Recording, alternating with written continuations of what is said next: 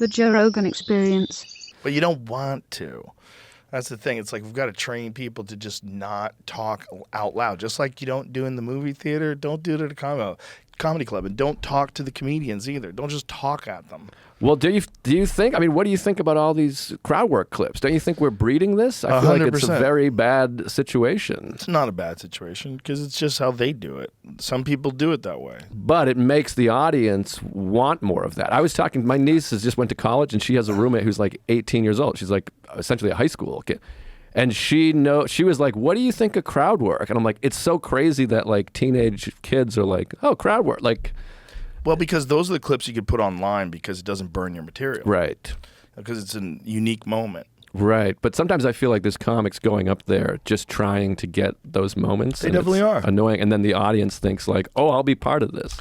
Well, there's comics that'll trick you too. You go to see their actual act. And you know, the thing about crowd work is it's always funnier when you're there. Of right? course. But it's always funnier because everyone knows it's happening live and you don't know what's going to happen, and neither does a comedian. They know it's completely improvised. Well, that's why it works, because obviously comedy's about getting everybody to be like, oh, yeah. And if they're seeing it live, it just happens. Good point. So, but DePaulo used to always say that, you know, I worked with Nick for years, and he'd be like, oh, you're funny off the cuff? Yeah, that's called a fucking being funny. That's easy. Write some material, you fuck. Yeah, if you can do both, that's great. Right. But some people only do one or the other. Right. Yeah. But there's tricks to it, obviously. You definitely don't want to encourage people to interrupt people who don't do crowd work, though. And that's where it becomes a problem when people are drunk and they think, I'm going to get on a video. Right. You know, that kind of shit does happen. Now, how do you feel about MCs in New York, which is the only city that does this, where the MC goes up and just asks everybody where they're from and does almost exclusively crowd work? They never did that in Boston when I was starting, and they didn't do it here in Austin, really. Why did they do that in New York? I don't know. It's a New York thing. Like, New York comics, they think that's what the MC does. I think part of it is to find out where everyone's from because there's so many tourists.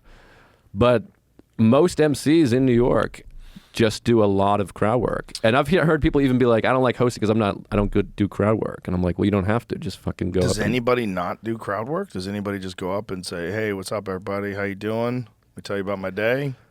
I don't think so. Really? When I hosted this years ago, when Artie Fuqua got in the accident, they needed hosts at the Cellar, so I volunteered, and I hosted for like 6 weeks.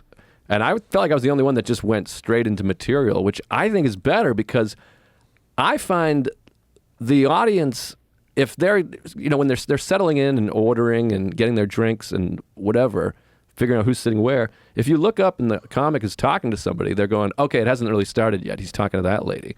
But if you look up and they're in the middle of a bit, you're like, shh, fucking quiet, the show started. That's how I always felt. Yeah. The problem with someone talking to the audience is it does kind of encourage the audience to talk to some of the future comedians if they have a point that the person disagrees with, or if they're getting to a point and you cut them off because you could say something. You know, sometimes like guys will mislead you with a bit and you're like, what is he saying? Oh, ha, ha, ha. But some people jump in the middle of it. Right. And fuck it up. Exactly. And they think they can because someone's been talking to them in the audience. Exactly, yes. And they're like, oh, this is a dialogue. I got it. Perfect. Exactly. Or it gives them an opportunity to be outraged. And now this is kind of encouraged to give feedback. It's encouraged to talk. Right. I also think that the audience needs to hear the rhythm of a few jokes. But to me, it's like if you do crowd work for 5 minutes and then do 10 minutes of jokes. But sometimes you have an MC where you're like, if you're going first, you're like, I'm now the first one telling a joke, which is no good. I think the audience needs to hear like, oh, okay, some bits. Yeah, I think that definitely would set everybody else up for the rest of the night, and that's really what the MC should be doing. But I remember Attell would get annoyed because Attell always wants to know where everyone's from. So he would ask me like, where are they from? And I was like, I don't know. And you could see that he was like, what? Like, and there's nothing worse than upsetting That's Attell. so New York. That's so I New know. York. It's so weird. I know. The New York has this one thing where everybody goes and asks the fucking audience member where they're from. It's very strange. Or they're like, what do you do? I remember seeing a comic one time. It made me laugh so hard. The audience member made me laugh so hard because the person was like, what are you doing? And they were like, I'm at a show. What do you mean, what am I doing? They're like, I'm on a date. I don't get it.